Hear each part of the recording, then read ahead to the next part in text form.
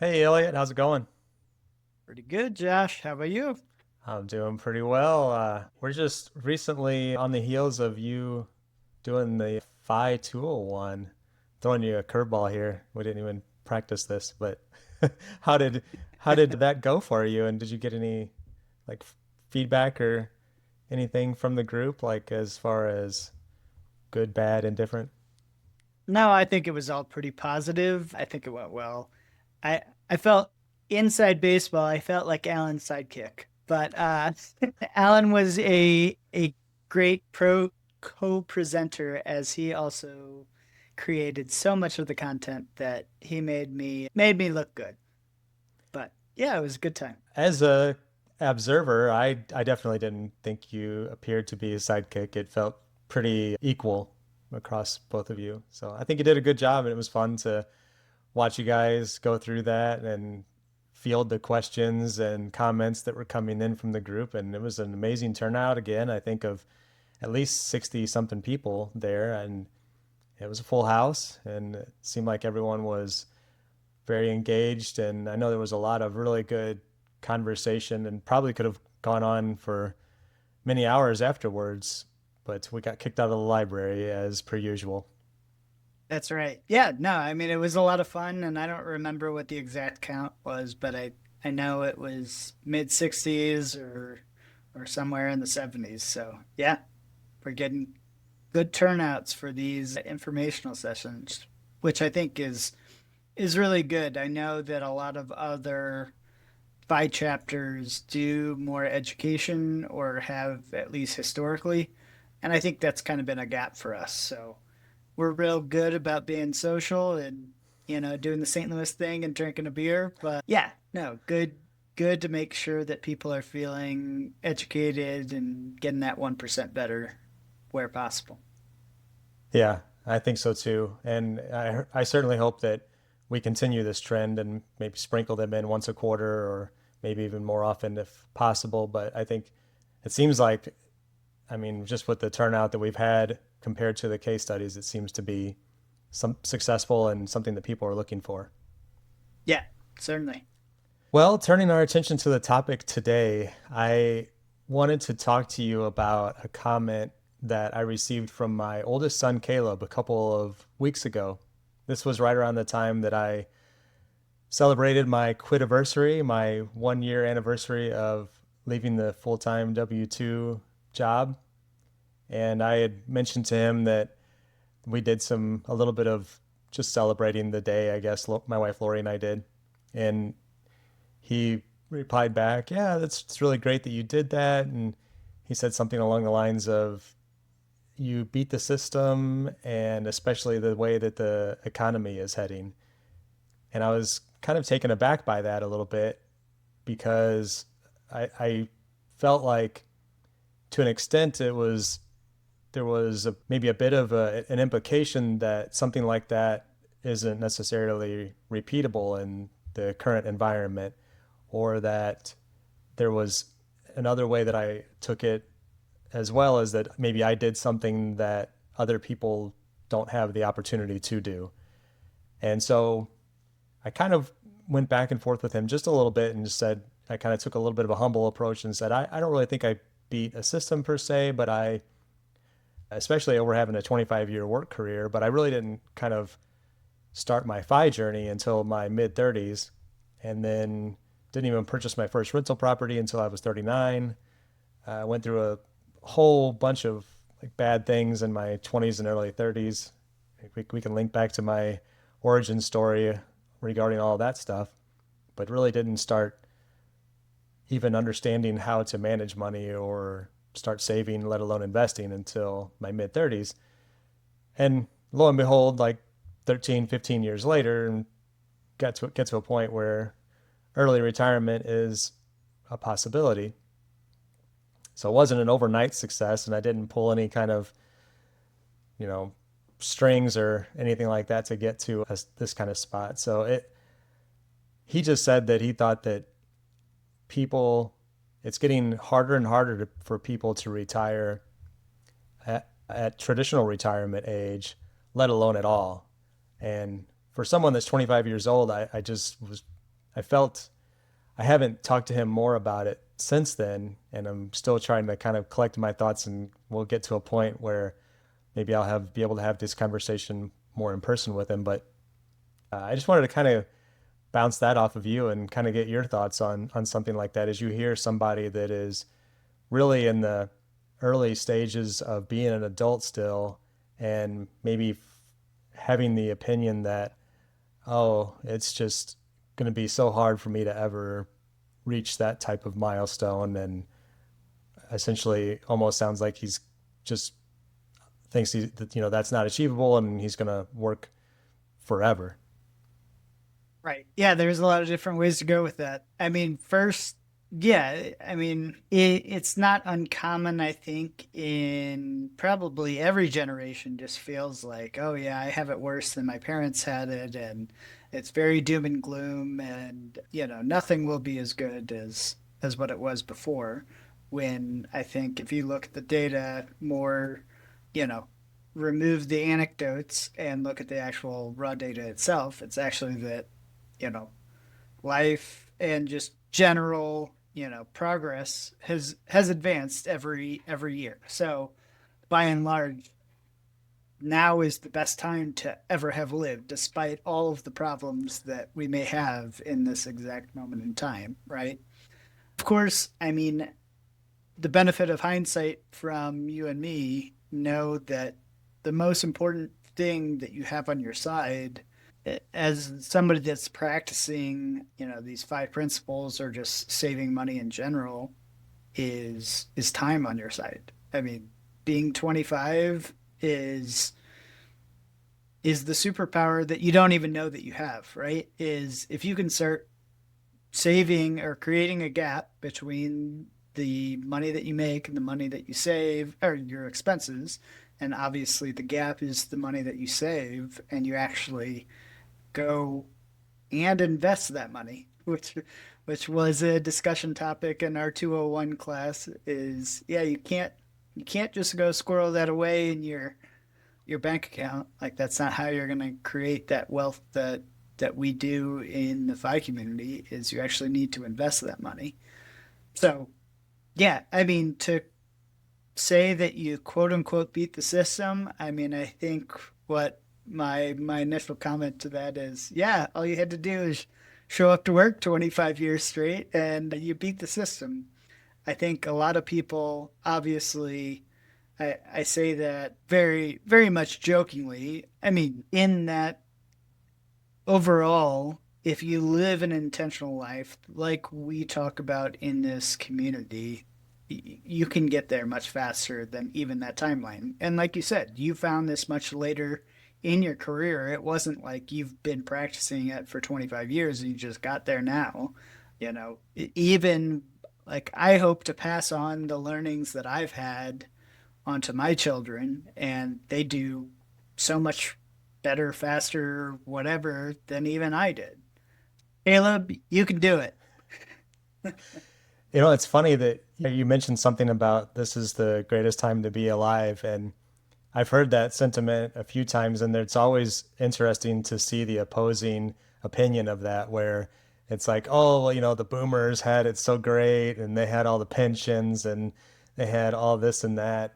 And, as someone who's getting older and wiser now and kind of remembering back to some of my younger days, I, I mean, my first mortgage, my house was, I think we purchased it for right around 90,000 in the year like 2002, and my interest rate was like 7.5% or something like that. And it was, I don't think the interest rate was too much lower than that, but I was a first time home buyer and we maybe didn't have the greatest credit, so we took a hit there a little bit. But now it's back to that range, and of course probably home prices have outpaced the affordability or the whatever Yeah. metric you want to look at as far as income. But I know that's one thing that people look at, or young people look at now, is like, interest rates were like 2% just a couple of years ago, and now they're 7%. And how can we get ahead? How can we achieve the American dream and that sort of thing. But in reality, like you and I have talked about with all of the things, I mean, Caleb is living an amazing life. He is traveling all over the country with his girlfriend. They live in a van, they camp, they do all these things to pick up odd jobs or seasonal work. Right now, they're working right outside of Glacier National Park for like the next 6 months. And those are things that weren't even on my radar in my early 20s. And, that all came in part, I would say, because of the internet. Certainly, there was pockets of people that were doing that back in the 90s, whenever I was, or early 2000s when I was Caleb's age. But also at the same time that I was Caleb's age, I was already had two kids and married and all of those things. But yeah, that kind of lifestyle wasn't even on my radar.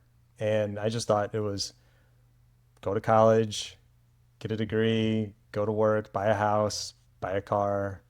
So we were stuck in our own kind of vision or view of what life should look like for the average person and didn't even really know that there was the alternatives that so many young people I think are pursuing these days. And speaking about the internet, I think we've talked about this before, but some of the jobs that Caleb has picked up along the way are more like internet based or more gig economy stuff where he's just like, oh, I'm going to do door dashing for 2 or 3 hours and they'll go out and make whatever amount of money.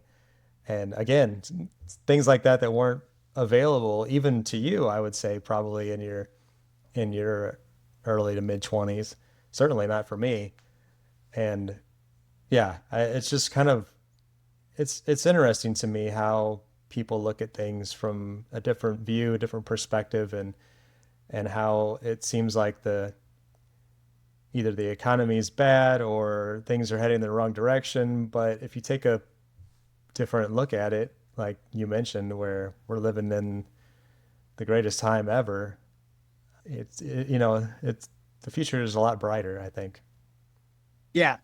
No, I mean, sure, like you bring up some of those points of where I would say just traditionally younger people say, yeah, and trust me, my quote unquote generation of millennials, I mean, I think there's a lot of metrics that people like to say, yeah, that millennials have been hit one of the hardest in all of that. You've got I graduated real close to the great financial crisis, so job prospects were terrible.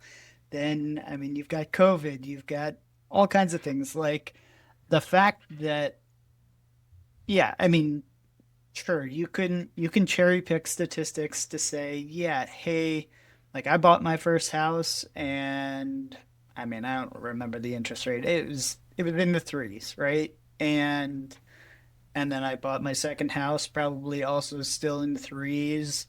COVID happened, I refied, I'm in the twos.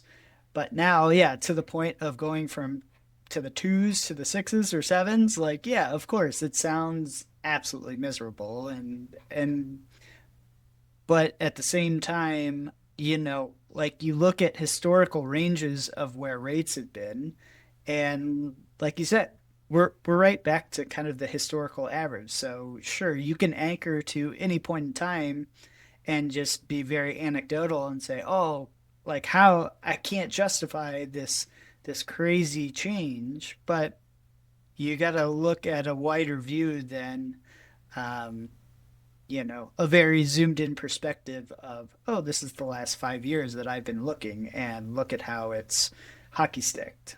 So I get it.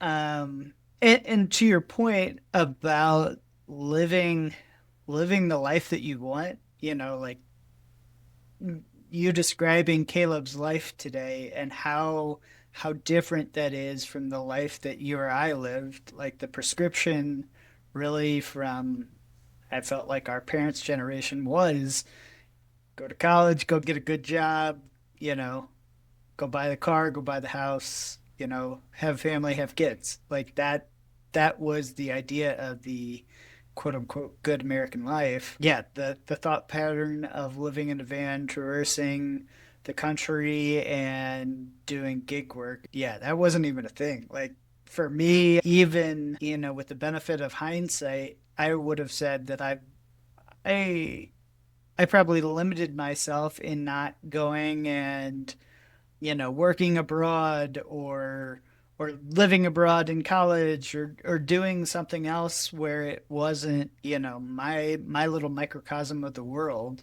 I know that even when I got my first co-op, so like a summer and a semester that I took off of college, I was trying very, very hard not to be in St. Louis at the time because I lived in St. Louis.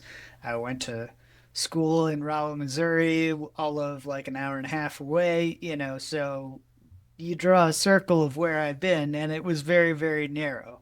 But of course, I got offered a good job opportunity at the time that people would, you know, thinking about.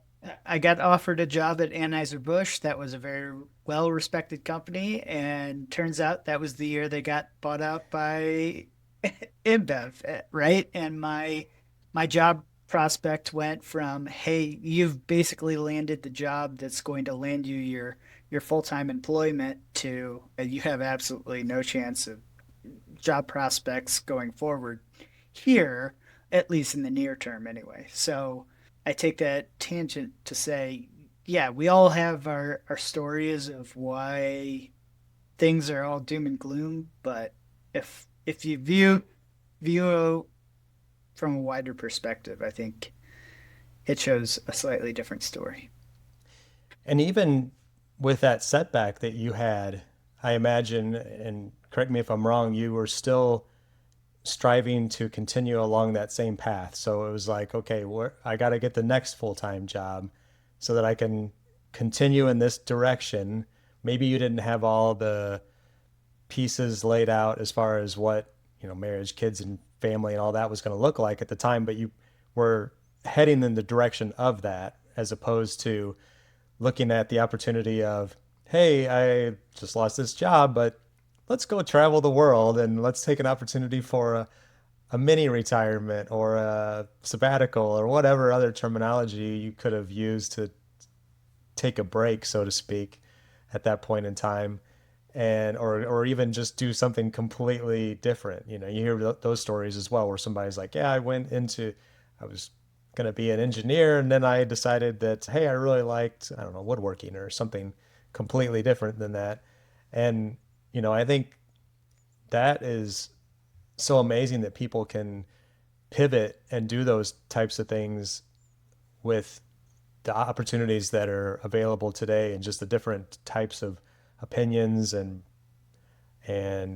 perspectives and stories that people share out on YouTube, social media, whatever, and that you're able to see those kinds of things and open your eyes to the possibilities that the world has.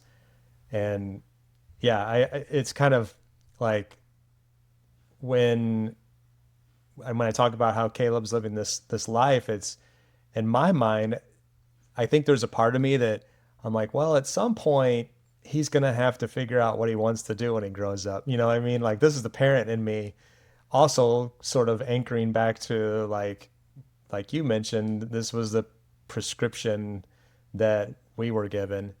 So, I don't know if he ever will. He might just become like this might be a long-term lifestyle, that he's working as long as he can get healthcare and make enough money to provide for himself, hopefully save and invest a bit of that. I mean, who's to say when would you ever need to retire from the type of work that you enjoy or the lifestyle that you love? I mean, I don't know if that's something that you can do. Like he's a raft guide on a river outside the park, and I don't know that that's something you can do into your 60s or 70s, but maybe you can, and maybe you're the wisest guy on the river at that point.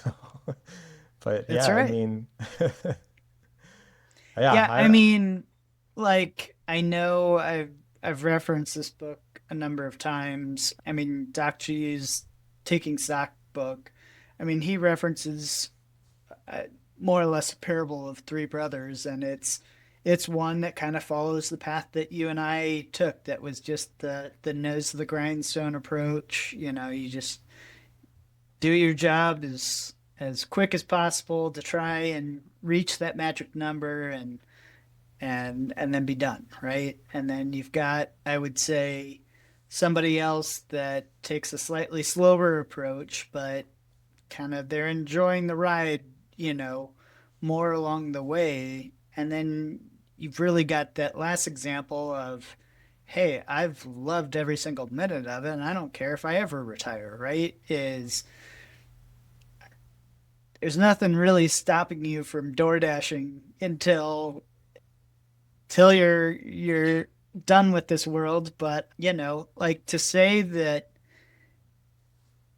like I go back to maybe even like a Mr. Money Mustache article from forever ago, is it's actually really a superpower if you can live on less money than everyone else, right? Because every little bit that you squirrel away is is actually that much more that you can really live off of for a longer period of time because your expenses are just so much lower. And so if you can build that any amount of wealth with that lower expense rate, then you're way better off. And so given the time horizon in which Caleb really has before you know he wants to be done per se, is even if he was saving some small amount, as long as you're actually investing that, like that's very, very powerful. Is the rule of 72 that virtually every 8 or 9 years your money's going to double. Yeah, and it's interesting you say that. I've kind of witnessed how far they have been able to stretch money. You know, he could take $1,000 and probably make it last for several months at this point because of his lifestyle is so inexpensive. He essentially, in a lot of cases, they're living very, very their housing expenses very, very minimal. I think in this situation at the park that they're working for, it's essentially like they're covering, the whatever it's the parking, the campsite like fee, the utilities, like all of that stuff is included in being a employee of the campground or whatever the place is, and that's kind of what they've chosen to look for, so that they can keep those costs way down, and then they've learned to make a lot of their own food, and they've become very resourceful. Again, some of these things that I didn't necessarily have at their age, and so to your point about how they could, if you can live on $400 or $500 a month and and make slightly more than that, or hopefully way more than that, and save a portion of that. Yeah, I mean, you could. One thing that I know that they are looking to do in the future is to work for 6 or 7 months and then not necessarily have to worry about working for the other half of the year, and then just repeat it in the next season. And that's something that seems like it could be sustainable for a long time. And I actually met some guys, just a quick side note tangent here. I met some guys a couple of years ago whenever we were in Oregon, and this guy was older than me, and he's out doing trail repair on a mountain, and he had a group of younger people with him, and we got to talking to him, and he was talking about how he and his wife travel all over the country, and they pick up these kind of jobs and will work just to essentially make enough money to provide for their lifestyle. And they they couldn't they couldn't have seemed happier. They just loved being able to be outside and do that kind of work and have a job that would last them 6 weeks or whatever, and they were moving on to the next place. And I mean, not necessarily for me, but I mean, you know, it's a pretty good lifestyle if you want to live that way. And I guess all this to say, you don't necessarily have to follow the traditional path, but I think, and I'd be curious to get your thoughts. I'm a bit of an optimist, I feel like, And if somebody were to be starting out right now from zero, I still feel like if they were in the traditional path of like went to college, or maybe they didn't go to college, but they have a full time job, if they could live below their means, save, and like you said, and more importantly, invest, I think this is still repeatable to get to a financial independence spot by the time you're, maybe 15 years later. Would you agree with that?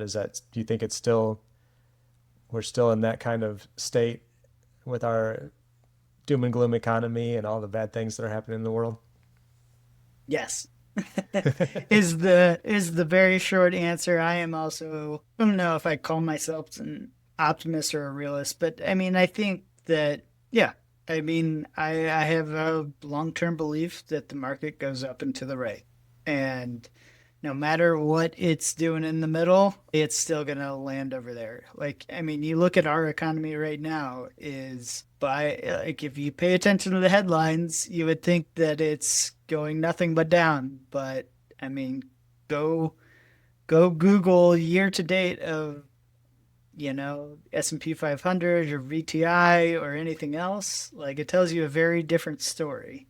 And so I would hesitate if you're somebody that just sits there and listens to social media or the news or the newspaper, etc., to try and say, or even, something that's pretty real to everybody is go to the gas pump or go to your grocery store and see, yeah, prices are increasing, but you see what the market's doing, and the market is very, very rosy. So, yeah, I get that these two messages are not jiving. Is like, okay, why are these prices over here increasing, yet the return of the market is highest it's ever been? But for the people that are invested in the market, it's a very rosy picture.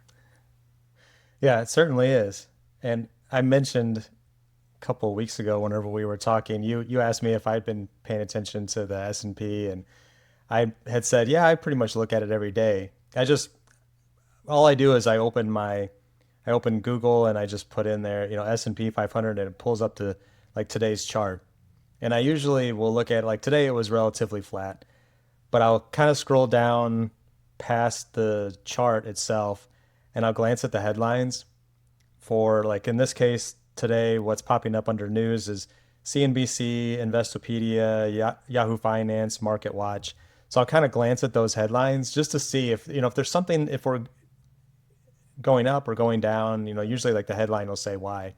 And it's funny that here lately I've been seeing a lot of headlines where they're like, so and so, market predictor is saying that the S&P will hit 8,000 by the end of the year, or they'll say, 8,200 by the end of the year. And I remember just a couple of months ago, because we were in that downward trend, that there was very similar headlines where there was somebody that was saying the S&P might bottom out at 6,000 by the end of the year. It was like the complete opposite. So it's just all that stuff is just garbage, and it's not even worth looking at. But on the day, like the intraday trading, I'm always curious, like, did somebody say something that's gonna cause the market to go one way or the other? And it's just like, because a lot of it's emotional at that, Sure. on the intraday trading.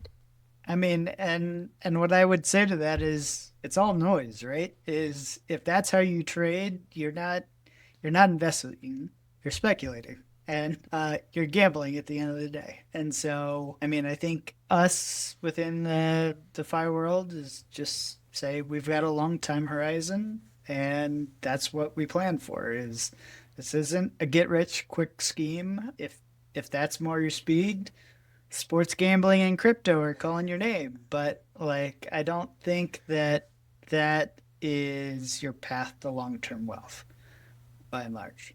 It's funny you say sports gambling and crypto, because for our last conversation that was prior to you giving the Phi 201 talk, I was trying to come up with a title for that episode, and I called it Phi 201, Crypto and Gambling.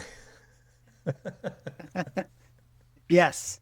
Yeah, exactly. I mean, with a side of investment newsletters, I've got one that I'll sell you, right? Shout out to Alan. So, Yeah. All right. Well, I don't think I had anything else to add to this conversation, but it was fun to kind of bounce these ideas off of you. And as always, appreciate your perspective. yeah. No, and I don't know if Caleb listens to these, but you should tell him. Sounds like he's living a pretty stellar life and tuck away a few dollars for that rainy day, but otherwise, if you invest them, you will do quite great. Yes, I completely agree. And I will share this episode with him. I'm pretty sure that he knows that we do this, but I'm not sure that he's listened to too many of these episodes. All right. I'll talk to you on the next one, Josh. Sounds good. Thanks, Elliot. Thanks.